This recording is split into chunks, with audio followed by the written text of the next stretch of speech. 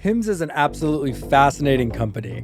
They started off a few years ago selling penis pills, and now they're arguably the closest company on the planet to creating the all-in-one healthcare super app that delivers personalized medicine at scale to patients worldwide. And they just released their Q2 financials and quarterly report yesterday. We're going to talk a little bit about that, but we're more broadly going to talk about the conceptual vision of HIMS and what it means for the broader healthcare industry. We're also going to talk a little bit about some of the questionable, debatable things that they've been up to with regards to playing what some might characterize as fast and loose with FDA's regulations around compounding, and we're going to decide if we think that they're on the right side of the law or on the wrong side of the law, and how that might impact the company going forward. And ultimately, we're going to talk about Sam and my kind of differing opinions on the company and what we think about it in the long run. For those of you who are watching our channel for the first time, my name is Brom, Rector, and I'm here with Sam Tabone. Hello. And we run a venture capital fund called XEIA Venture Partners. We primarily invest in early stage companies in what we call Human 3, which is our fun catch-all term that describes things like longevity, psychedelic medicine, brain-computer interfaces, and even reproductive and sexual health and wellness. And so HIMS, while HIMS, of course, is a publicly traded company, and they've been public since before we started the fund back at the end of 2021, they are a company that is constantly brought up in the conversations that we have amongst each other and with the portfolio companies that we invest in on the private side, because they are really one of the few companies that kind of exemplifies what this sort of Human 3 thesis, the future of human health, well-being, and performance is all about. Just for those of you who don't know me, my background before I started the venture capital fund, I worked at a hedge fund for 7 years. And Sam? I have a more traditional life sciences background, so I'm trained in drug discovery, chemistry, and psychoactive pharmacology, which is a really fun way of saying drugs for the brain. I've spent most of my career in the life sciences on the operating side, but have done some work with investment too. And we also normally have much higher production value on our podcast, but it's been a long day, and we decided to just do this one with one camera from the couch. So that's what's going on. Hope you guys don't mind it. But where should we start, Sam? Do you think we should start like big picture, just, HIMS conceptually and like some of, what we think about them, versus should we talk about some of these like Q2 things that got released yesterday? Yeah, I think it's maybe at an even higher level. It's probably important to contextualize that a lot of the investments in our first funds portfolio are companies that are trying to get products approved by the FDA for some kind of medical use. And I think it's important to note that we're going to be referencing some regulations, some very specific items in the USC or the Food and Drug Act. And I think that it's pretty safe to say that neither of us are lawyers. And so it's clearly open to interpretation. But I guess at a big picture level, Brom, maybe we should start by talking about what it is HIMS and HERS, the company, is actually doing specifically. Yeah, I mean, I think most people watching this video probably know, but just in case you don't. So the company started back in 2021, and their initial go-to-market wedge was basically shame-free, awkwardness-free prescription of Viagra and Cialis and hair loss products for men via a telehealth app. So rather than going and having that awkward conversation with your doctor about these issues that men might find to be embarrassing, you can just download the app. You pretty much get connected with some sort of telehealth provider, and then they more or less give you the prescription. And it's you direct pay. You're not interfacing with your insurance company. And one of the critical things to note that we will continue touching on as we continue this podcast is that these, of course, are selling generic versions or versions of these drugs that are made in compounded pharmacies that over the course of HIMS' journey, they have actually started developing those the facilities to make compounded generic drugs in-house rather than buying them from third parties. They also have HERS, which is like literally and figuratively their sister company, which has products specifically for women. Both the HIMS and HERS lines expanded to include things like mental health products, so SSRIs for both men and women. The women's version has dermatology, but the big thing that has really turned this stock into, I don't want to say a meme, but has kind of given it this sort of like cult-like following in the past year or so, is that they introduced GLP-1s, which of course are things like Ozempic and Wegovy, to the platform. They introduced both the official on-brand version of these drugs, so you could buy legit Wegovy and Ozempic and others through the platform, but they also introduced their own compounded versions. And the reason they were able to do, and this is, the podcast is already starting to get into the weeds, but the reason that they were able to introduce generic compounded GLP-1s is because the FDA has this weird law. It's not so weird. I don't know why I said it's weird. It actually makes sense. It has this regulation that says that if a drug is in short supply, even if that drug is still in its patent exclusivity period, if a drug is in short supply, then generic manufacturers and compounders can make that drug to make up for the shortage of the supply. So because GLP-1s became incredibly popular in the last few years, there was a shortage. And so HIMS was able to start selling their own HIMS version of these GLP-1s on their platform. Mm-hmm. Do you want to cut in? I do. I think that this is a bit of a different scenario than usual. I'm trying to maybe pare back a little bit and zoom out for a second and just touch on what some of these terms mean. So compounded drugs, generics, you mentioned branded drugs as well.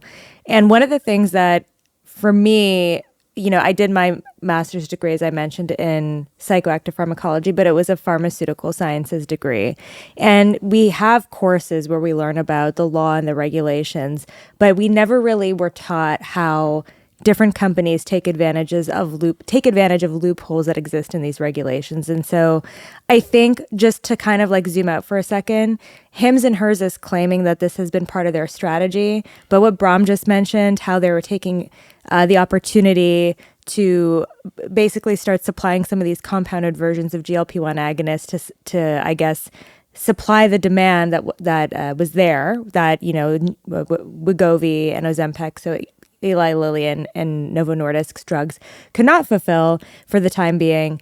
That was, I think, how they started. I don't actually know what the history is, but there's also a second part to this that I read about, yes. Which is, so of course you can sell compounded drugs, which, the exact language is they actually are not generic drugs when you're selling something that is a brand name. You're basically selling something that is essentially equivalent to the commercially available drug. So the same active pharmaceutical ingredient, same formulation.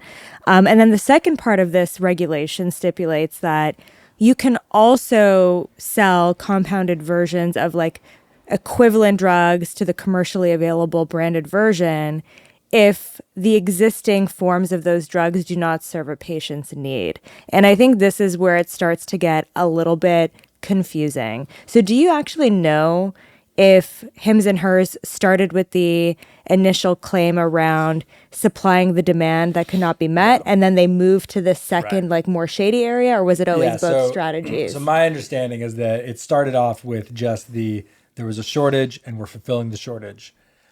During that time, in addition to fulfilling the shortage, they started manufacturing the GLP-1s in dosages that you could not get from the official on-brand manufacturer. And this is where, and so then eventually the FDA said there's no more shortage, you have to stop selling these. And HIMS said, but wait, we actually have been doing something else that allows us to continue selling these generic, I know you said it's not really called generic, but our own compounded versions of GLP-1s, because we are not just selling the exact same dosages that the official manufacturer makes. We have created these personalized, customized dosages that our patients respond better to.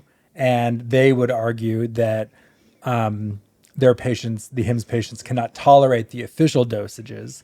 And so they are now claiming that they can continue selling these drugs at these like off-brand dosages as a way to kind of skirt around this interesting, or as a way to skirt around like the patent exclusivity. And as several people on the HIMS House podcast have pointed out when talking about this, the exemption that HIMS is relying on is written in a way that it allows for compound manufacturers to create specific versions of drugs when there is some like issue with that particular drug that would prevent a patient from being able to take it.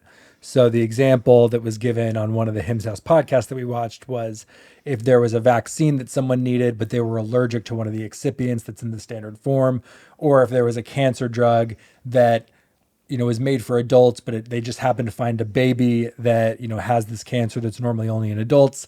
And so they needed a, smaller dose than normal.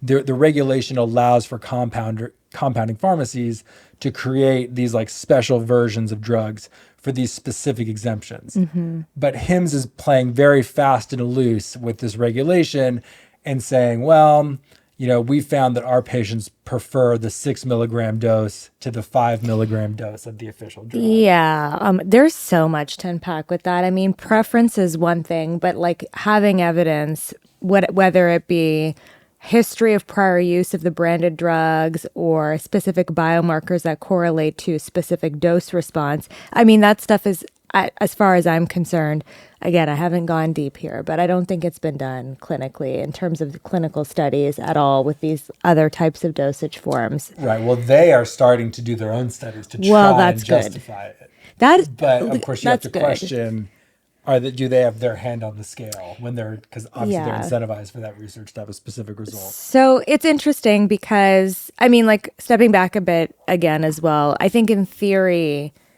this premise of getting more tailored and customized to the patient in terms of their needs is something that I think a lot of people who work in drug development and discovery actually are fans of. A lot of people who go to work at a biotech company or a pharmaceutical company all have this idea of this concept of precision medicine. And precision medicine has been really successful in oncology. It means very specific things depending on who you ask. HIMS and HERS seems to be co-opting this term precision medicine, which, we can talk about whether or not arguably they're doing precision medicine or not. And I think theoretically, in terms of this human three thesis that we have at XEIA, it is something that I think is aligned with what we want. However, there are fundamental issues with the story that, as someone who has been trained in like the pharmaceutical sciences and who has worked in this area my entire life, I understand very deeply, as many other people do, why certain things are the way they are in terms of clinical trials, in terms of safety and efficacy. And for those who are curious, the sections of the Federal Food and Drug Act, the FDAC, that HIMS and HERS often references are sections 503A and I believe 503B. They're very short. You can look them up. And then you can also look up related guidances. So the FDA will release guidances that are interpretations of the law. They're not necessarily laws that you must follow, but they're, I guess, lay people's versions of what these like codified laws are. And one of them that I think is really interesting, as we'll continue to talk, I'll probably reference it, is this guidance that was published in 2018 titled Compounded Drug Products that are essentially copies of a commercially available drug product under Section 503A of the Federal Food, Drug, and Cosmetic Act specifically. And I think this is kind of what you were referencing in the very specific details in the way that HIMS and HERS has justified being able to claim that these half doses or slightly adjusted doses, basically, I think the reference, and I don't know where it is, but it has to be like 10% different in either dosage form or form factor. There? I don't. But I think that itself, like, what evidence are they providing? What is the premise for that? Are they just having these telemedicine doctors prescribe based on someone's BMI, or is there a metabolic biomarker that they can look at in their blood that they've come up with some formula for that helps scale the dosing? It's like not clear to me, and I'm sure there's an answer out there somewhere, but is that something that you've seen? Well, they're claiming that they, by giving patients these like lower mid doses, they're able to mitigate side effects. But the thing is that a lot of those side effects are more like they're kind of to be expected with those drugs, like no matter what the dose is. Okay. And so many of the critics have said that it's really not within, who knows if it's in the letter, if it follows the letter of the law, but it is definitely not in the spirit of the law. Interesting. Interesting. This is reminding me of something. Also, the FDA put out another guidance as well, warning against compounded GLP-1 agonists in light of all of this. So there's kind of like a very detailed history here of things that have gone on. But what it's reminding me of is this concept of microdosing that comes up in psychedelic medicine all the time. And before the FDA got on to these incremental, like anecdotal, they weren't even trials, but just like occurrences of people using psychedelics in a microdosing fashion in the real world setting. Before that was even a thing, I think people were arguing that microdosing is good because you don't get the full experience, you don't get all of the side effects that a big trip would give you.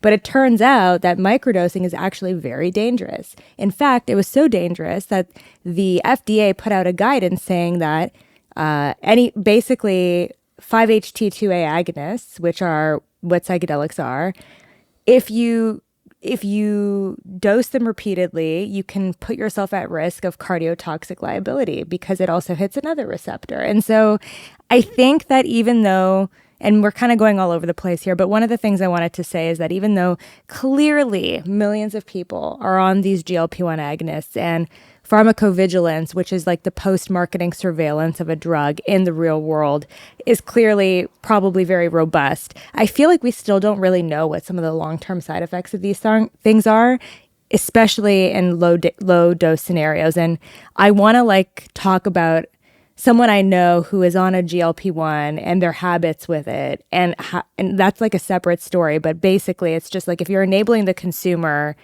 to kind of just have a personalized treatment, I feel like they may, without the right information, the black box warnings, if there are any, or the side effects listed, which, is another criticism of HIMS.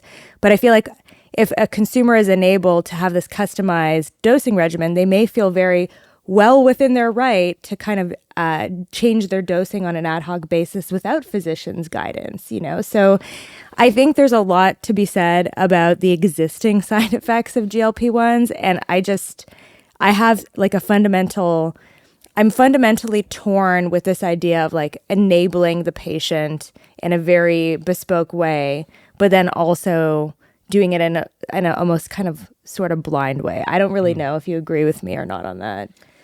Sure. So you're when you say enabling the patient, you're almost talking about this what's the right term?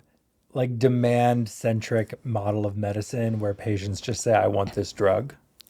Kind of. Or for example, one of the criticisms again of HIMS and HERS that Novo Nordisk, that some patient groups or primary care groups, and even some group that their obesity society have cited, is that HIMS and HERS is marketing the product in a very consumer way, and there's no disclaimers about the side effects at all. And so number one, that's bad. Well, I'm sure they have disclaimers. Well, no, there were many articles that talked about how patients are not getting the full picture of what the dangers of the drug are. That's one thing. The second thing is with him specifically, or with yeah, GLP-1? Okay. Yeah. Well, with GLP-1 specifically, I believe that Novo Nordisk's campaign that they put in the New York Times, I forget what publication it was, but it was the day after the big Super Bowl ad came out. Right. They warned against the use of these compounded pharmaceuticals. But I think my point was that if you're on a telemedicine platform and you have a physician, someone who's a figure of authority telling you, the branded version only comes in these two forms, but we're giving you a special form because you're special. Okay. I think the person then doesn't understand dose response already. They may feel like it's okay if they miss 4 days and then take 4 times the dosage the next day. Well, what does that have? Okay, sure. People might think that, but what does that have to do with People would think that no matter what the dose is. I mean, people. Well, no, but I mean, I think like they're packaged in a specific way for it to be used in a specific way with the dosing, right? Like, I understand that anyone can do this with a branded drug, and attrition and adherence and all of that is going to be it's going to be problematic with a branded drug or without it. But what I'm saying is, in this telemedicine setting where you're already being told that you're getting a customized version, I'm assuming that the average person would feel less concerned to like be a little bit more liberal with adhering to their dosing schedule, as opposed to something that is coming from a drug manufacturer with all of the warnings on it. Do you know what I'm trying to say? Like, they may treat it as like a supplement. I mean, you would hope though that HIMS would still send all the warnings. I don't think they have been, and that's been one of the I mean, we don't know for sure, and we shouldn't be talking about it if we don't know. But I think that's one of the main criticisms of HIMS and hers, is that the way they've marketed has kind of overlooked or glossed over some of these major concerns. It's true. So there's a question about if what they're doing with the customized doses is legal or not. I would certainly want to know if it is indeed illegal and outside of both the letter and the spirit of the law, how come the FDA has not come down on them for this? Yeah, I mean, well, I think they issued a warning in June of 2023 initially about this, but they haven't. To him specifically? They issued a warning about compounded GLP-1 agonists. Right, but that's not specifically. No. That's not hey, you are doing something that you're not supposed to be doing. Yeah. You are illegal. You are infringing on these patents by claiming. Well, what the FDA does not regulate the law or patent law. Well, then how come one of the pharma companies that owns those patents hasn't cease and desisted them? Well, I think they tried to, right? Weren't there 2 lawsuits against HIMS? Well, it doesn't seem to be working. I mean, I listened to the full analyst Q&A call today, and that did not come up once. I think the most that the FDA could do in terms of enforcing this is, so the FDA will do like regular inspections of manufacturing facilities and check their quality control reports. I don't know for a fact, and maybe someone listening knows, but I think that the regulations around compounding pharmacies are less stringent than CDMOs or contract development and manufacturing organizations, which supply the pharmaceutical companies with their active pharmaceutical ingredients. And so part of this concern is like, well, maybe the FDA doesn't have it in their mandate, they don't have it in their budget, they don't have the bandwidth to basically regulate compounding pharmacies in the same way that they regulate other manufacturers. But I was going to say, one of the regulations says that something about inordinate amounts of these compounded pharmaceuticals that are like essentially copies of these like commercially available drugs. And so that is not being looked at right now. Like, if someone's not looking at the amount that's being generated at these compounding pharmacies and flagging it, or maybe they are, I don't know. Well, okay. It is true that the FDA does not control patents, and maybe the FDA's ability to control compounding pharmacies specifically is limited. But I would suspect that the FDA would be well within their rights to say, I see that there is this company that has a bunch of doctors on their payroll, and the doctors are telling people that they need a special customized dose of this, even though there has been no like FDA sanctioned data that supports this. You see what I'm saying? Like that, it's sort of like a different thing that the FDA has control over. I still think it becomes like a legal debate though, and it's something that I don't think it's something the FDA can enforce. Okay. Well, let's move on from this particular topic, because I think the answer is we don't know yet. What we do know is that I think in the next 2 years, semaglutide is going to be generic. It's going to be off patent. And so anyone will be able to make generics. And so at least HIMS will be able to have that business sort of free and clear. And then I think there's also, so we should have the discussion about GLP-1, customized dosing, exemption, loopholes aside. What do we think of like the HIMS business overall? And we can talk about some of the things that are on their roadmap that they talked about on their latest earnings call, and what we think about those and what that means for precision medicine and healthcare generally going forward. I think the business is great if it's not violating any regulations and if the premise is upheld to somehow maybe even partner with pharmaceutical companies to get drugs distributed to consumers in a much more efficient fashion. Yeah. Honestly, I think it's great. But all of the things we talked about are still a factor for me. Yeah. Okay. So let's talk about these things sort of one by one. Let's talk about like what their roadmap is. And before we do that, just to recap, like HIMS started off as you want to get Viagra or Cialis, you don't want to talk to your doctor about it. You want to get finasteride or minoxidil. You don't ask your doctor. You download the app. You tell them you want it. They more or less write you the prescription and give it to you. Since then, they've added the GLPs, they've added dermatology, they've added the mental health components. According to their latest earnings call, the roadmap for the next 2 years is we're going to launch hormone replacement therapy for both men and women. So testosterone replacement therapy for men, female hormone replacement therapy for women that are in menopause. That's supposed to start sometime at the end of this year.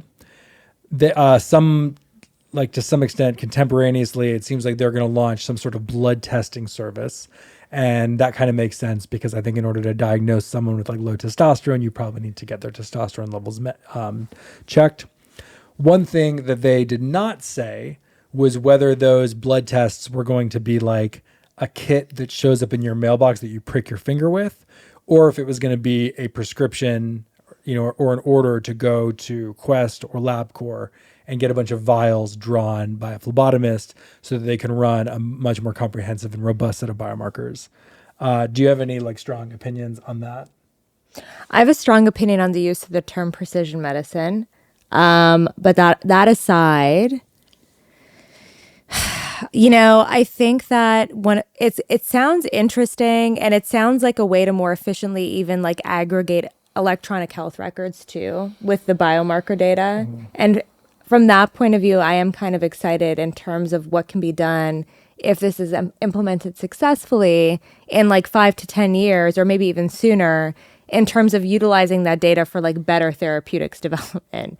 So obviously I'm not suggesting they become a pharmaceutical company, but this has been like an age-old issue. Like we really don't know a ton about the population. Patients are very heterogeneous. And if we could somehow more effectively track all this information without having to deal with like Epic, which is like the largest company managing electronic health records in the US, that's very archaic. I mean, trying to bring this type of healthcare, which I'm less familiar with, but bring this type of healthcare business into the future, I do think it is pretty good. Like, I think it's a positive thing overall. There's just so much else I want to talk about, but like for now, I think that, what else do you want to talk about? I mean, the precision medicine thing, I think the fact that right now, I think there's real reason to be concerned about the safety of compounded pharmaceuticals in general. And what HIMS has been claiming as their defense doesn't hold up for me. So maybe we could talk about that separately. But anyway, thinking about their trajectory, like you were mentioning, for the next 2 years, I think that if they can iron out these immediate near-term concerns and somehow work collaboratively with pharmaceutical companies, it can probably be a good thing. Sure. What do you think about, okay, I have a lot of things I want to talk about too. Let's continue with the roadmap real quick. Okay. Because I think there's some interesting stuff in there. So hormone replacement therapy, blood tests. They also talk about on the earnings call this idea that obviously once you start getting a bunch of blood biomarkers from people, then you can do much more preventative and predictive care. And they eventually want to start moving into the longevity field. What that means exactly is entirely unclear, although the guy on the call did say the word peptides. Oh, so no. But it could mean, but they also say, and this I think is particularly interesting, just when you think about like how healthcare works. They say that right now their business is sort of like piecemeal. Like you want the generic Viagra, you call them up, you get the Viagra. You want the GLPs, you call them up, you get the GLPs. They want to eventually transform that like piecemeal model into an annual like healthcare subscription model where they end up being not necessarily your primary care, but maybe your primary care, but some like just a membership that you are constantly engaging with, whether that's to get a drug like Viagra or GLP-1s, but also to integrate, sync with your Apple Health, see, are you getting the right number of steps? Are you getting like your meditation in? Are you eating the right foods? They have like calorie counters and other things that are built into the app now. And they kind of want to be this like the front door or like the top software layer on top of your entire healthcare experience, eventually building up to the point where they have, they use these words on the call, like an agentic AI doctor that you can interface with whenever you want, whenever you have any issue. And they can, route your complaint to the appropriate resource, whether that's, a more sophisticated in-person medical facility, or maybe it's just a call with like a nurse practitioner, or maybe it's a specific drug that you want. They said that on the call, they, in the next few years want to get to having, 100 plus pharmaceutical options on the platform, and then eventually to 1,000 plus pharmaceutical options. So they have very grand ambitions of becoming like your entire healthcare experience. And didn't you also mention that they're looking at like supplement / API, like real pharmaceutical grade combinations as well? Yeah, well, not even looking at that. That's already on their platform. Okay. So they have these very interesting products that they offer that are compounded, specifically manufactured combinations of a pharmaceutical drug with a supplement. Okay. And so I think that, and this right here, before I'm going to stop monologuing in a sec, but this is what I think is kind of interesting. There are plenty of apps out there that want to be like, your top like healthcare interface or something. But what's interesting about them is that they do have the ability to create these drugs or these products, not even necessarily drugs. They could be like supplement plus drug hybrids. These things that are specifically tailored to you that no one else can offer because they are the one that is making this thing. Yeah. So whether that actually is good for you or not, people will feel like it's good for them because it's a special thing. Oh my God, I have so many problems with this already. This is all fine and good. This roadmap is all fine and good, and I'm excited for it, assuming there is not like an emergent scenario that has to do with someone dying from the misuse of a HIMS product in the next 5 years, okay?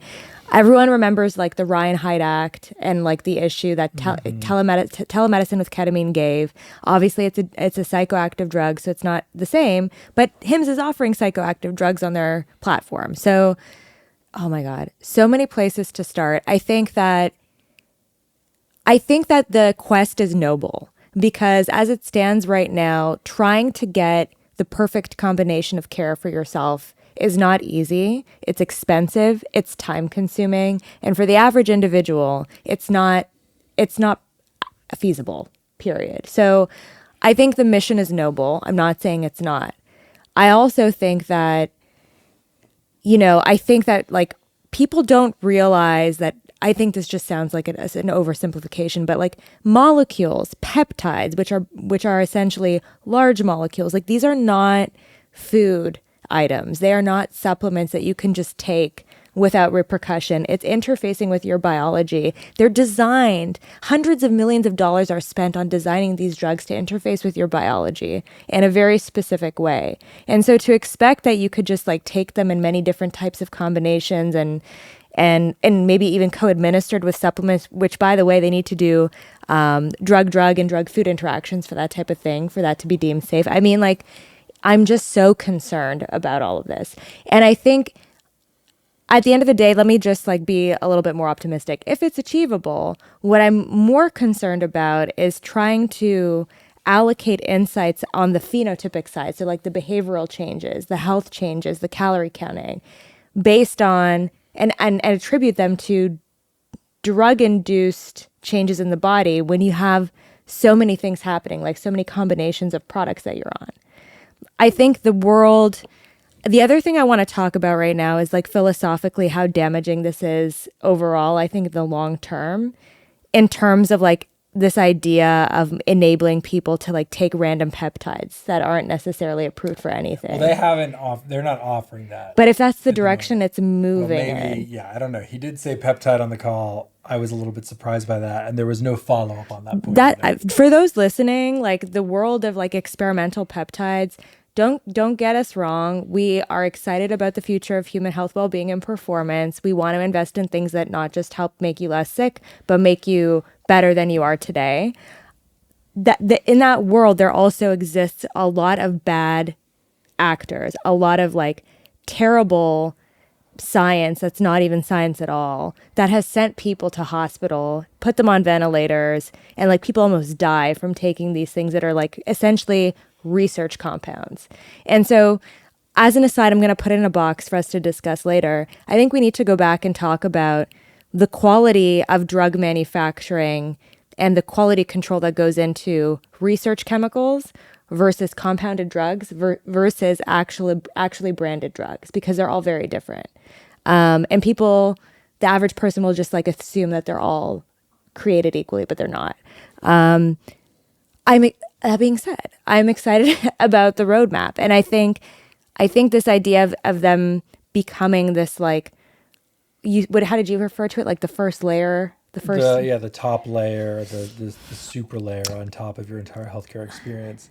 I don't understand how they even could offer peptides though, because none of those. You're thinking about it now, right? I don't understand how they could even do it, because none of those have been FDA approved, and they're not generally recognized as safe. Well, this is again, maybe they'll find another loophole, but they seem to be really good at that. The idea anyway. We're kind of stuck on this peptide topic. Let's maybe push it aside for a second. This first layer you were saying of interfacing with every like element of your healthcare experience. Yeah. So basically, would they be replacing MyChart, or would they integrate with MyChart if they have to go to like a very specific specialist that isn't offered on the platform? Yeah, I don't know about that, but here's what I want to ask. Okay. There are a number of companies that are kind of popping up around a similar idea. Function Health being one, which you have used. Yes, I have. Function Health, by the way, raised, in excess of $100 million from groups like Andreessen Horowitz. I believe the valuation of their latest round, which I think was a Series B or maybe a Series A extension, was somewhere at $2 billion post money. So I think HIMS market cap is. Really should have looked this up for the podcast. HIMS market cap is somewhere between like 6 and 10. So I could just look. Not too far off from HIMS, even though Function Health has been around for a much shorter time. HIMS is 14 billion. Well, I don't even know what's going on. Well, good thing I checked. Okay. So, yeah, and then there's Superpower, which we have invested in. Yeah. Which I think even their website explicitly says the words healthcare super app. Mm-hmm. And I thought it was funny that they use that term. The HIMS use that term on their conference call. Mm-hmm. So what's kind of interesting is like Function Health and Superpower are coming at this problem from a different angle. They're not starting with a specific drug that they're giving you access to. Right. They're starting with you basically pay for a blood test. Pretty much. And both of them cost the same, $500, and you get a bunch of vials of blood drawn, and they do a bunch of biomarkers. And I actually don't know the answer, but you should know because you used Function. Do they give you, is there any way you can even get drugs from Function? No. So it's just a chart. It's just results. They give you recommendations of like food and supplement changes. But is it like, make. You need to be on this drug, click here to get it? No. Okay. All right. No. Yeah, no. I assume that's where they're going, though. I have no idea, honestly. It seems kind of silly to not go there. Well, I think the thing is, like, there are a few things. So they empower the consumer with the information about their own biomarkers, which is essentially, honestly, just the same test that you run at a Quest, but you get the ranges that are cited as normal put into context with some citation and some chat GPT generated like explanation of what's wrong with you or not. Right. That being said, I will say, like, I don't know if it's going to replace the physician. So you're talking about these apps. Function Health said I was supposed to get connected with a physician. I haven't. It's just been this like text. Whereas with Superpower, I believe they have like a doctor that actually talks to you about your stuff, That's right? Yeah. So yeah, like for example, my biological age according to Function Health is actually 16 years old. Okay, isn't that amazing? But no, I have a few things that are off that I'm concerned about, some autoimmune biomarkers or what have you. And I actually took my whole Function Health like PDF from like the Quest report to my primary care physician, and it like accelerated my care dramatically. He was able to read between the lines and explain something that I don't think Function Health would have been able to explain.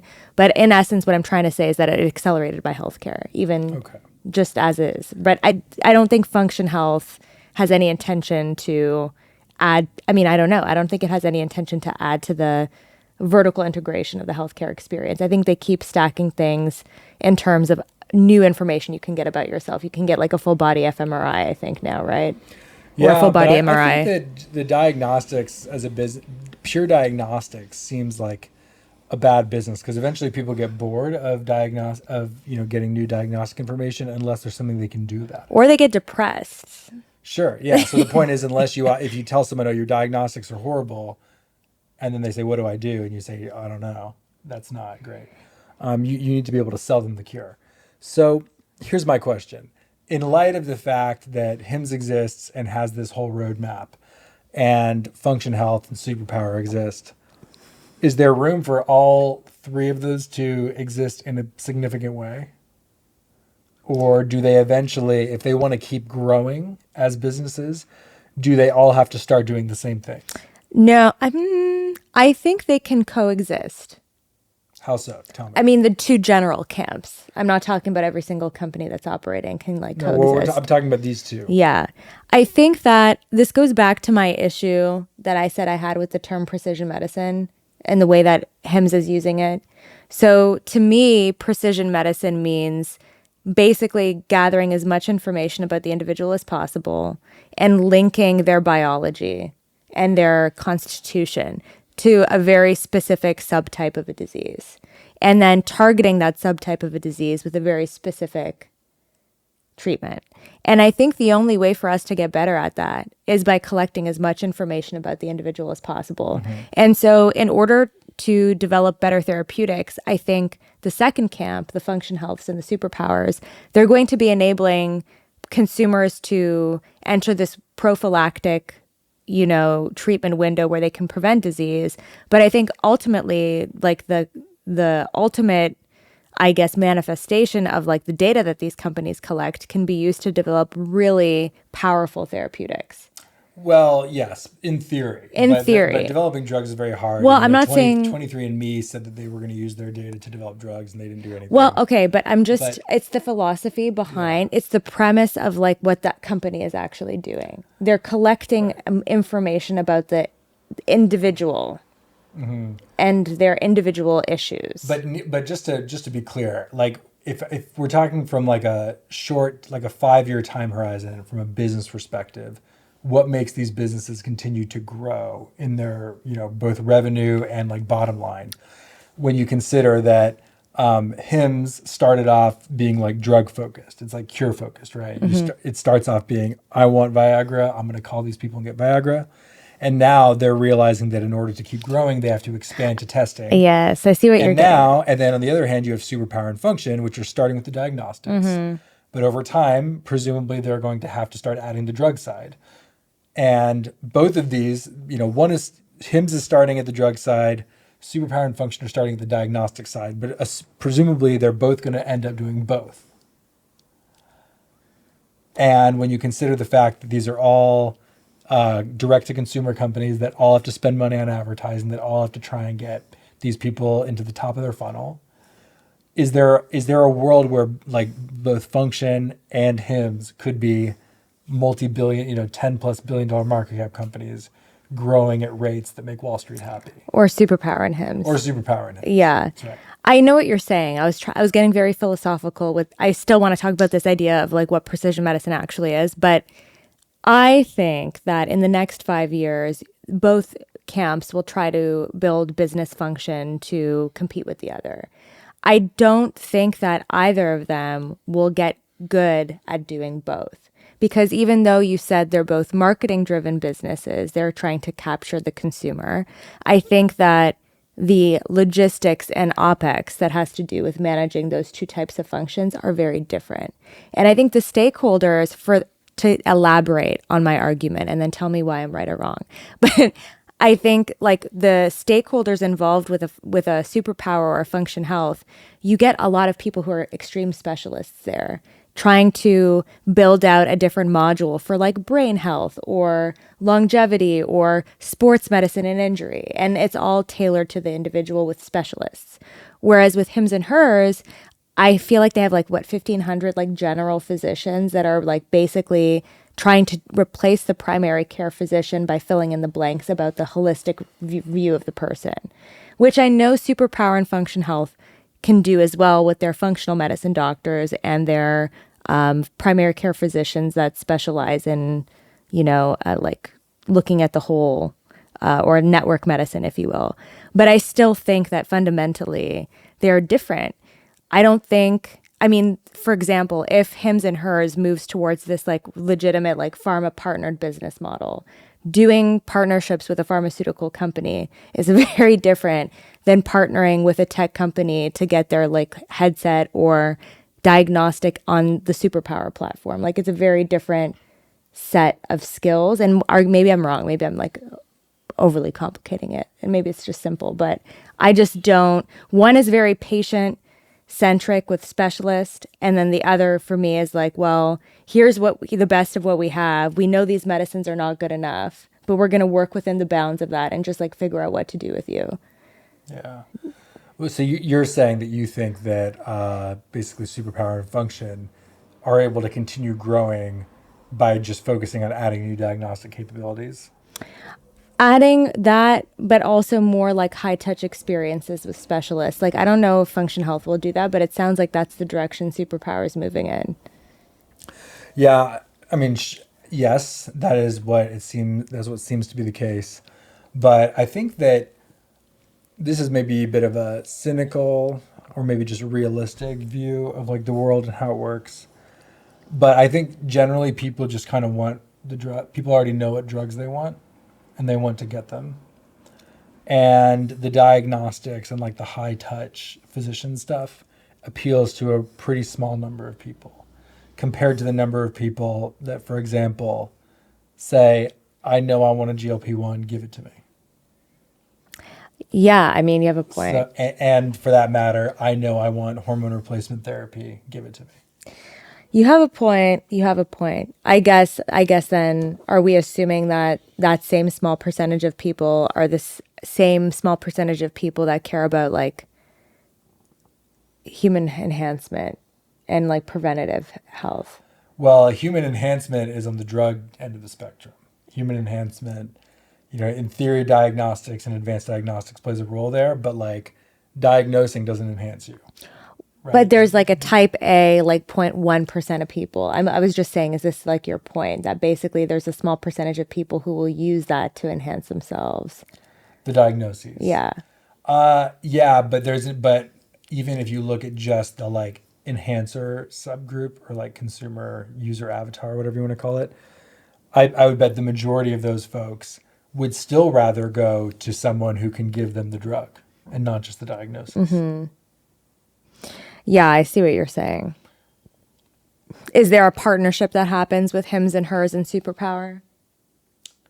Perhaps. I mean, I think Superpower is going to eventually, in some sense, maybe they already have, start offering just generic drugs. Let me ask you something. Yeah. So we clearly, we have not even scratched the surface with this. We've both done like a cursory overview of what's going on with HIMS, okay? So we can get deep a lot more than we are right now. However, I will say, I'm curious to know if you think that essentially, is there like a play for Superpower or a company like Superpower to take advantage of all the strikes against HIMS and HERS and tailor a better offering that is more scientific or more... I don't think that being more scientific matters. Okay, but what I'm saying is like they are up against some pretty major issues right now. Whether or not they become a real issue is TBD. I'm talking about with Novo Nordisk and Eli Lilly and these companies that are upset with them, and also some other groups, including, by the way, 2 senators that had an issue with this. So, like, who knows what's going to happen to HIMS and hers? But what I'm saying is, like, I guess another way of putting it is, what are lessons learned that a company like Superpower or Function Health can take from this issue, or this company, and essentially make themselves bulletproof against this problem? Is it basically just partnering with the pharma companies? Well, HIMS did do a partnership with Novo for a little bit. Why did they? Yes, I know that, but why did they? Official distributor. I'm not sure why Novo cut it off. It's unclear. Well, I think it's because that I think it was something along the lines of HIMS and hers said that they were going to be offering Novo's drug for $1,800, but then also offering a slightly different version of theirs for $165. Yeah. Mm-hmm. I mean, I think that's probably precedent for saying no to a partnership.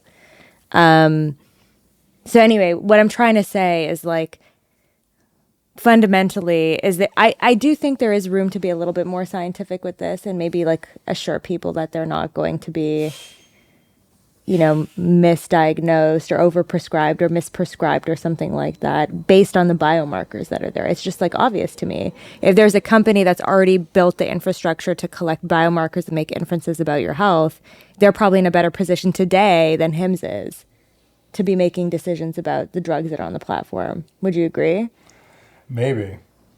I don't know. But, like, what are there biomarkers that are used, if we're talking about GLP-1 specifically, are there biomarkers that can actually give you that information?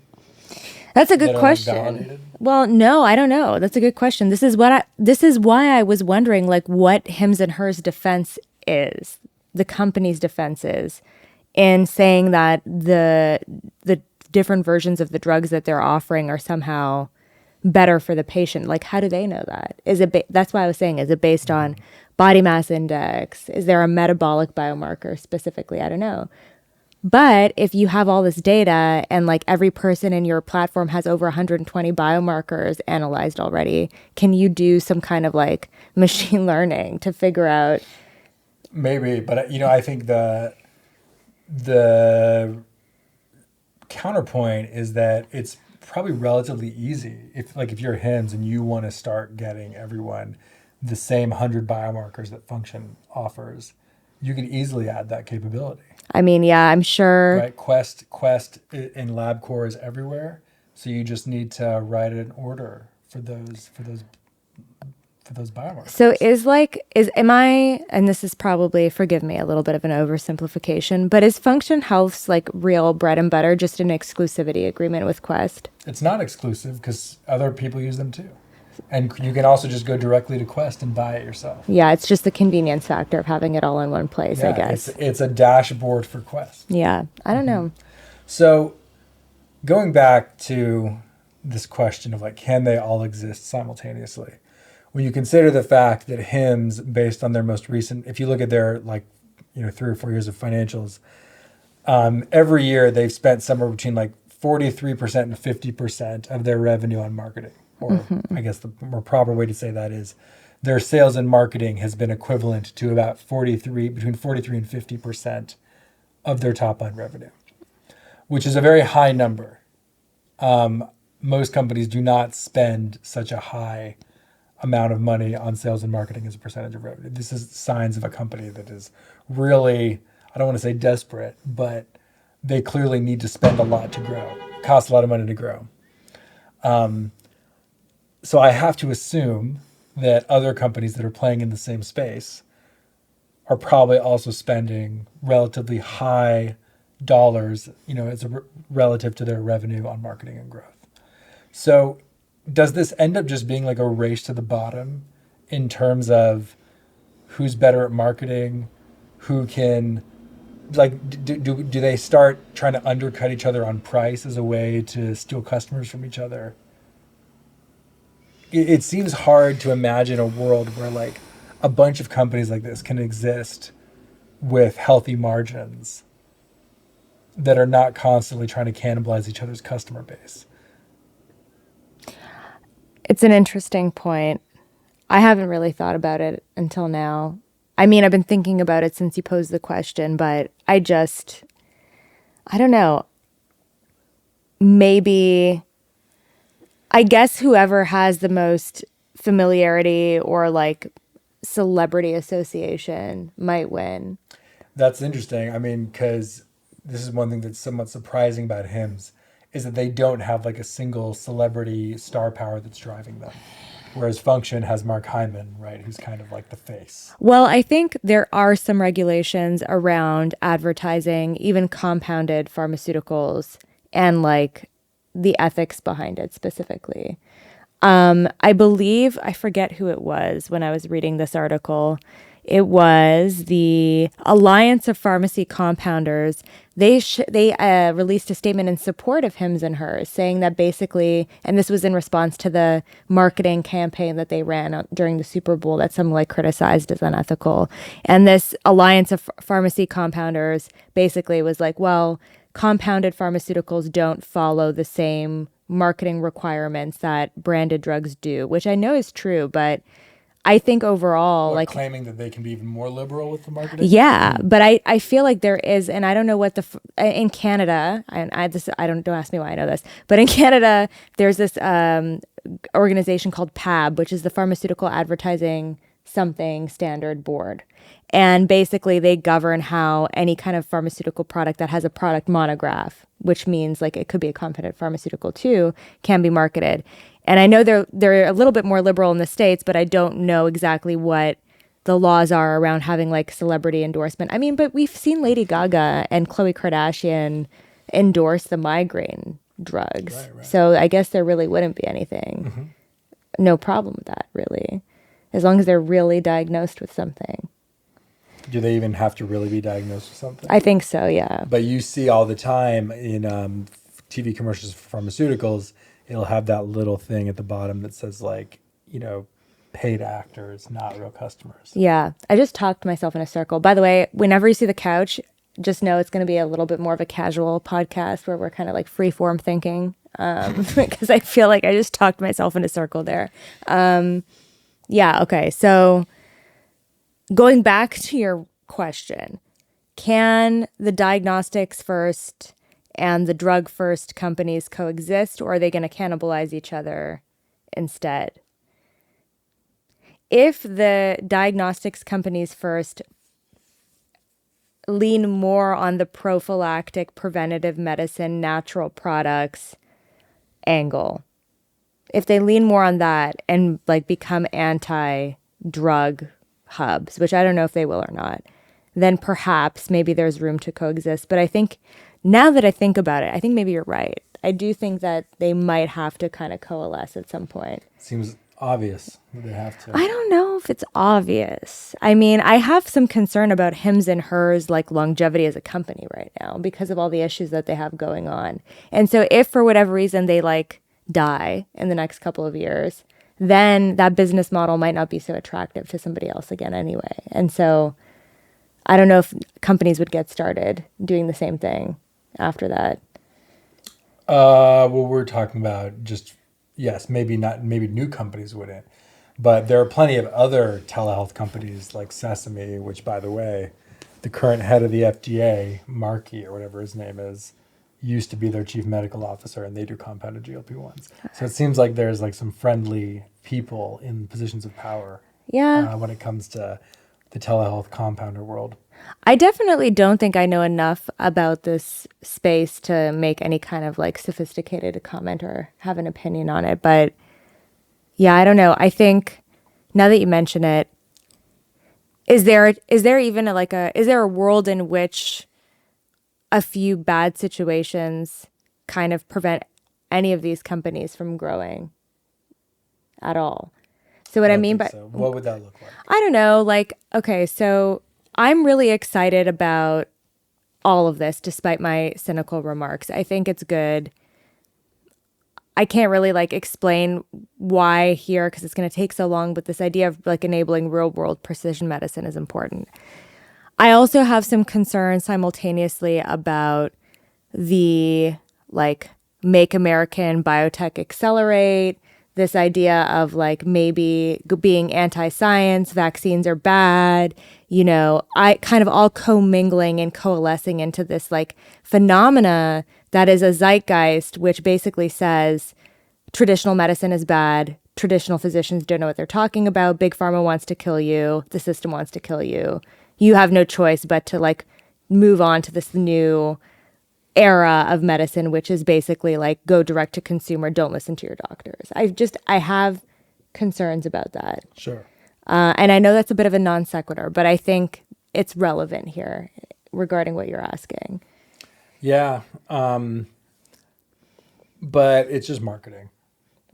Okay, tell me more. It's just marketing. What do you mean? Tell me more. Like that whole line of, oh, it's, you don't trust the system. The system is set up against you. Trust HIMS instead. And our doctors, which somehow are good.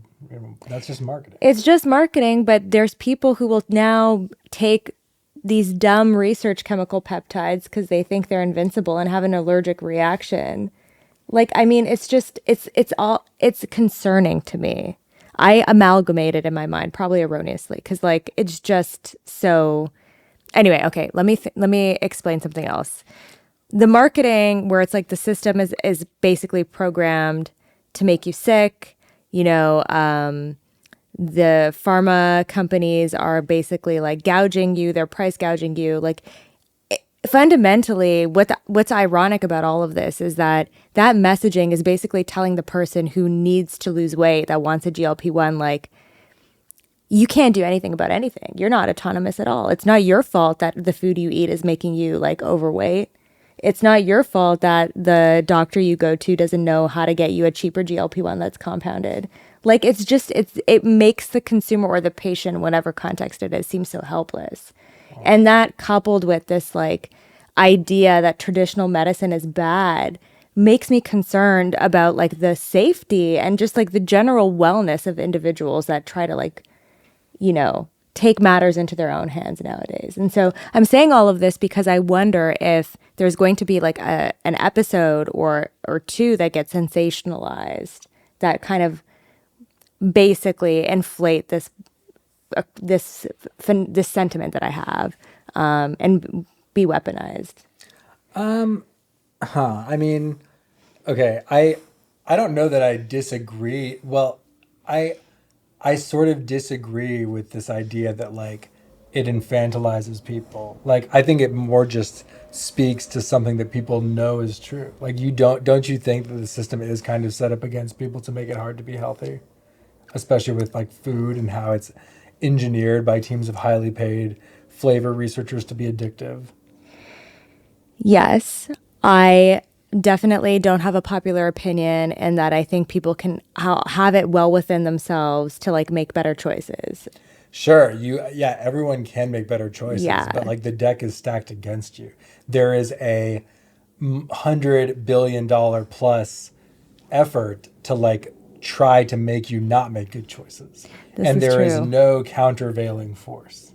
That is true. It's you on one side, and it is these massive companies with their sales and marketing and flavor food science departments on the other side. I know, but anyway, I don't want to go down this rabbit hole. Even now, when you start, like I've been looking at some things where you think you're doing the right thing, right? You're like, oh, I'm buying this steak, and it's just steak. It's not engineered, whatever. And there's like these videos that are going around online of people pulling these, what they thought are like real steaks apart and realizing that it's like glued together shitty cuts of meat with like weird fillers in them. Okay. So even when people go and try to do the right thing, it seems like now there's maybe concern that the stuff you're getting isn't even necessarily real. I don't know. I think maybe I'm triggered by a lot of that stuff because I was a fat kid and I'm not anymore. Okay. So I can say that I like. Took Ozempic. No, I didn't take Ozempic. I figured out how to be healthy and make educated choices. And it's not like I grew up in a very like health conscious environment. I learned these things for myself because I knew I needed to learn them. And so it's kind of like, I do think it is infantilizing a little bit. Honestly, a little bit. You're right. The odds are stacked against us for sure. But I think the point I was trying to make is that this idea that you're going to kind of basically enable it's like a helplessness mindset is kind of concerning to me, especially in conjunction with this idea that traditional medicine is out to get you. I mean, like they're talking about pharma price gouging people. But did Hims and Hers spend hundreds of millions of dollars doing the research and development to actually make Ozempic or Wegovy? No. So it's easy for them to say that. I mean, like, I don't know. I just think that culturally, and I'm not really making a clear point here at all, but culturally it's confusing in this like world of basically be healthier, you know, like eliminate all of the bad stuff from your life, but also like the science that has gotten you here this far should go out the window too. I feel like it's like a very bipolar, contradictory layperson's like distillation of the healthcare system. Sure. And it's of course just funny that at the end of the day, they still need to have doctors prescribe their stuff. So it's like the doctors are bad. Get on telehealth with our doctors. Yeah. Who went to the same institution as the same credentialing organizations as every other doctor in the United States. And by the way, it is very funny. Who's qualifying the physicians that are like brought onto the platform? In general, who's qualifying? I mean, I'm sure the management team has like specific criteria to incentivize the physicians to come on and be there. But like, how are these physicians incentivized beyond capital? I mean, obviously, everyone has like a life goal. Do you feel like they truly think they're doing the right thing? The physicians? Yeah. Well, I don't know exactly what incentivizes a physician to become like a telehealth physician. It might just be that they can like work remotely at hours that they want. Right. That's probably a big part of it. I don't know. HIMS does make very clear, or they claim that they do not incentivize the doctors to prescribe anything. Yeah. Okay. And of course they would claim that. Of course they would claim that. I mean, there's another group in one of the guidances that I wanted to talk about that also has been quoted in some of the articles about HIMS. I think they're called PhRMA. It's an acronym. It's Pharmaceutical Research and Manufacturers of America. And they came out and put out a statement that explicitly says they don't support what's going on with the GLP-1 agonist specifically. And with HIMS? Yeah. So this was specifically about HIMS? I believe so. Okay. And I guess, again, I'm talking in circles. My question is, and maybe I need to do more research on this. You said Hims and Hers is starting to do their own clinical studies. And you listened to their earnings call. In this roadmap, I guess, portion, did they talk about how they're going to like put the patient safety first? Are they doing anything else to ensure that the patient's or the consumer safety is like number one? Have they talked about somehow like there was a question during the Q&A period where they talked about the purity of the pharmaceutical APIs that they put into their products. I don't remember the details. And they of course talk about the fact that they are releasing they have released and they're going to continue to release data from people that have been on their platform to show that they have indeed improved, and they're going to use that data to inform further prescribing decisions. Well, that's good. I mean, at least they can do that. I'm sure when they were asked that question, they may have said something about certificates of analysis or C of A's. Yeah, I mean, sure, the purity it can be checked, but like not all analytical like labs that do analysis of these things are created equal. There's always some concern there. But generally speaking, yeah, I don't know. But that's a criticism of any compounded GLP-1 yes, it sales is. point, it is. not HIMS. It's not a criticism of HIMS, but whenever HIMS has been pressed about this so far in my research, all I've seen them say is like, well, we give every consumer their C of A for every drug that they get, their certificate of analysis. But like, firstly, I don't think the average person knows how to read those things. Secondly, the quality control of the quality control is something that the FDA has definitely regulated at contract manufacturing organizations and pharmaceutical companies for non-compounded drugs. My point is that they don't do that, I don't think, for compounded drugs, which is why the FDA suggests that people don't take them in the first place. Do you know what I'm saying? So basically, like, I can have a makeshift lab with a mass spectrometer and like all of the analytical equipment and, meet some like low bar to be a certified group that generates certificates of analysis, which, by the way, are generated for research grade chemicals too. And so a certificate of analysis means nothing to me if the quality control process and the organization that generated the C of A is not being regulated by the FDA.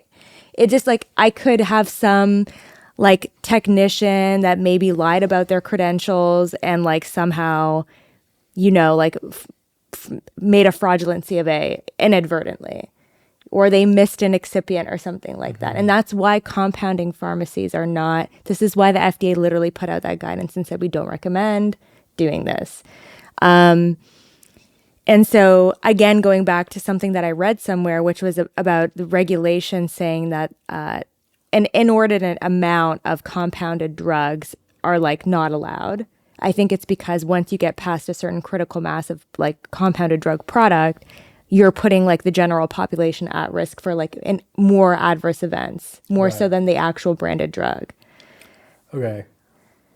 Totally switching the subject for a sec. Okay. This is allowed. It's fine. Given the rise in popularity of HIMS and the rise in popularity of the broader trend of like people wanting just direct access to therapies, like not wanting to talk. It's like, it's the piecemealification of healthcare where no one wants to like have a relationship with their primary anymore. They just want to like download the app for that thing and get it. Given that, what do you think that says about psychedelics and how psychedelic therapy might be accessed in the future? Were you like thinking about this question while I was saying that? Hold on. Okay. So basically, is there going to be a piecemealification of psychedelic therapy? Well, like, okay, so very few people have talked about the actual patient journey to getting psychedelic therapy once psychedelic therapy is approved. So let's imagine that Lykos ends up getting MDMA therapy approved and Compass Pathways gets COMP360 approved. Are we really to believe that like people are just going to go to their general practitioner and say, hey, like I'm depressed, and their general practitioner is going to say, there's a new thing called psilocybin therapy. You should try it. Or are you going to be like on Instagram getting ads for like this new thing called Compass Pathways COMP360 psilocybin therapy? And then you're going to get another ad for like these, the psychedelic therapy telehealth app, or HIMS directly. HIMS is like, by the way, we have psilocybin now. We have a referral program for psilocybin.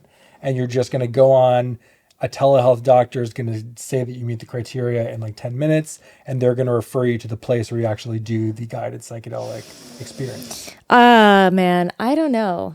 I think it's probably the latter. I think that we've sort of crossed the Rubicon when it comes to people realizing that there is now going to be like some app or some like telehealth platform for every type of ailment or type of therapy, especially when it comes to like alternative therapies. This is stressing me out. This is really stressing me out. I mean, I think you're right. But this is assuming that the FDA does not put in specific guidances around approved psychedelic therapies, firstly. Because I think like there is probably a chance that maybe once the first psychedelic therapy is approved, in referencing the guidance that they drew up in June of 2023 when psychedelic science was happening, meaning the FDA, they might now say, okay, now here's our guidance on marketing and distribution of these drugs. They might do that. They might. Has the FDA ever issued a specific marketing guidance on a class of drugs? No. Okay. So I hear your point. Yeah. I'm not saying I disagree with you. Okay. I understand what you're saying. But I think that, like, generally speaking, with the I wanted to put down the assumption that, like, in case there isn't any other constraint, this is probably what's likely. Mm-hmm. That being said, I think that ironically, what that ends up manifesting as, essentially, it defeats the purpose of having all of these psychedelic therapies available to begin with. Because if you can somehow compress that patient-physician experience to the point where it's maybe the patient can influence the physician a little bit, maybe they can answer questions in a leading way to get a very specific type of psychedelic therapy, it like is really counter to the whole reason why everyone got excited about psychedelics to begin with, which is that every psychedelic that is being developed for different types of disorders, whether it be generalized anxiety disorder with mind meds LSD or post-traumatic stress disorder with Lykos's MDMA, they're being designed and trialed in a specific population for a reason. And I think that when you talk about the drugs that are being approved for depression between psilocybin, psilocin, and all those others, there isn't going to be any like real thought into how an individual physician makes a treatment decision for that person, because standard of care right now is antidepressants. And so I'm rambling, but what I'm trying to say is that like it's going to make the physician's decision a lot harder.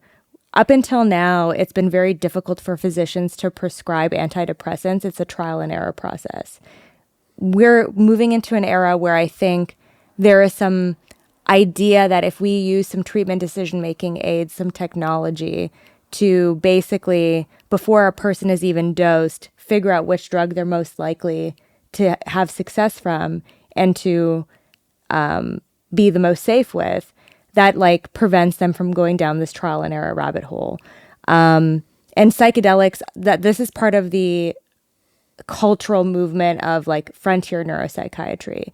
But if you're now being able to access these drugs in a telemedicine manner, I am making the assumption, which is probably wrong, that there's less quality of like treatment decision making in those experiences. And because people are going to say, I want this one. yeah, they're going to lead into it. And of course, you know, if LSD is being approved for generalized anxiety disorder, I think off-label prescribing on telemedicine platforms is much more easy to do for some reason. I have no evidence for that. I'm just like assuming. But I think that it will like basically create this environment where you have the same trial and error issues that people have suffered with traditional psychiatric medications to begin with. Unless you believe what many people in the psychedelic space, including me to some extent, believe, which is that all the psychedelics work kind of about the same for everything, with the exception of ibogaine, which is like the super, opiate addiction cure. I mean, doing like a 5-MeO DMT experience is very different than doing an LSD experience. But in terms of being effective at treating, depression and anxiety, which are highly, overlapping, they all kind of like do the same thing. Well, I guess your question was like, do we think this is going to happen? I think it might happen for sure. Mm-hmm. I flagged my general concern. The other two things we're kind of glossing over here are, one, the assisted psychotherapy element that makes psychedelics more effective, which none of the drug programs have as a component anymore. Exactly, yeah. Which I wanted to bring up. And also like the real risk of very negative side effects of psychedelics. Yeah. I can talk a lot about what those are. It's true, but you know what is an interesting way to potentially mitigate side effects? Compass, as far as I know, their trial is 25 milligrams of psilocybin. But it turns out that HIMS has realized that 10 milligrams is just as effective, but is not offered by Compass Pathways. And do you think that they would... Yeah, but would they say 10 milligrams chronically for like 2 weeks? Would they offer a microdose version of that? I don't think so. You don't think they would change the dosing regimen? Well, they would just say, you don't need the full trip. You can do like a half trip or a 3/4 of a trip, just so that they can get around. But do you see what my point is, though? Like the liberal nature of a telemedicine platform like this, being able to prescribe off-label, being able to prescribe dosage forms that are different. I mean, making the inference that maybe a physician would also suggest, an uninformed physician perhaps, maybe not so well-read on this particular topic of psychedelics, that the dosing regimen itself changes. Sure. Yeah, it's entirely possible. And that's dangerous with psychedelics. Dangerous when you imagine it done at scale. And this stuff does happen on a smaller scale in the psychedelic world with ketamine. Like or at least I don't know about you, but like you, I know several people who have very cool doctors, cool in quotes, who have prescribed them like compounded ketamine nasal spray. That's not Spravato. And the instructions just say use as needed. Right. And so like obviously potentially harms in that, but it's one doctor doing that to a patient that they kind of know and trust, not something that is happening at a mass HIMS scale. But if you imagine that type of liberalization happening at the HIMS scale, there could be problems. Now, of course, you would suspect that HIMS is like cognizant of the fact that if there is like some crazy shit going on because of their, misprescribing, that's going to be bad for their business in the long run. And so they would not do that. But you never know. Yeah. Despite all my naysaying, by the way, I think if they figure all of these things out and they maybe like present more of this information about like their intention and their plans, it probably is going to end up working out. But I have real concern. I think that GLP-1s aside, if they launch this hormone replacement therapy practice, which it seems like they're going to do in the next quarter or two, that could be an interesting cash cow.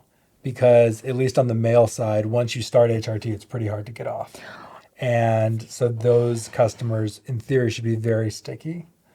And I think that, hormone replacement therapy has been marketed pretty heavily to at least a certain subset of the population. But I don't know that it's ever really been productized on a platform that is as like widespread and legit as HIMS. There are already like telehealth platforms like Merrick that will give you HRT, but they all kind of have this like bodybuilder vibe to them. And whereas HIMS is like kind of the everyman's healthcare platform. Yeah, I think whatever HIMS has been able to do, that has led them to this success in terms of brand awareness, but also the number of new signups per day. They should definitely take advantage of it. Because like you said, these other telemedicine platforms exist for HRT, and I just don't think they have the distribution capabilities. Yeah, they're much more niche. Okay. Anything else we want to talk about? Are you buying HIMS? Are you shorting it? I need to do some more research, but I get the sense that unless there is some proactive, like collaborating with pharmaceutical companies and like a merging of those two worlds in some way with their existence, that this might end abruptly. Fair enough. But I could be wrong. What do you think? Like, I think that there are certainly some issues, and you could argue that what they're doing with their, in theory, like customized doses to get around this like GLP-1 patent stuff, even if that goes away, they still have a potentially strong business. Telehealth, I think, is here to stay. The head of the FDA used to be like the CMO of a pretty big healthcare telehealth medicine platform. And consumers have now gotten a taste of what it's like to be able to ask for specific drugs and have them prescribed in a convenient way. And I don't think they're going to let that go away. So there's a lot of demand for what HIMS is offering. And I am, I think that if anyone has a shot at like turning this into a big business, it's probably them. Yeah. They're well capitalized. They have almost $1 billion in cash and short-term investments on the balance sheet. They are the household name. Like everyone, at least guys in my age group, we all know what HIMS is, even if we're not customers. And I think it's going to be tough for other people to catch up. I would like for them to, and maybe it's in existence, but I want to know exactly how their physicians are making the assertion that like certain doses are better for other people. You should read the paper they published. Maybe we'll do a part 2 on that. Okay. Much more, maybe not even on the couch. We'll sit at the table for that one. Yeah, so we're not as like loopy. All right. Good podcast. Yeah. Anything else you want to leave the listeners with, Sam? I think the idea of empowering individuals to think more proactively about their health and take more ownership over their health is a good thing. I think that what's just as important that I don't think any one stakeholder is responsible for is providing everyone with the resources they need to make educated decisions about these things too. And that's not a trivial pursuit. So yeah, I guess just make sure you read everything and talk to different people about whatever it is that you decide to do. All right, love it. All right, everyone, do your own research. This is not financial advice. See you next week. Bye. Oh my God.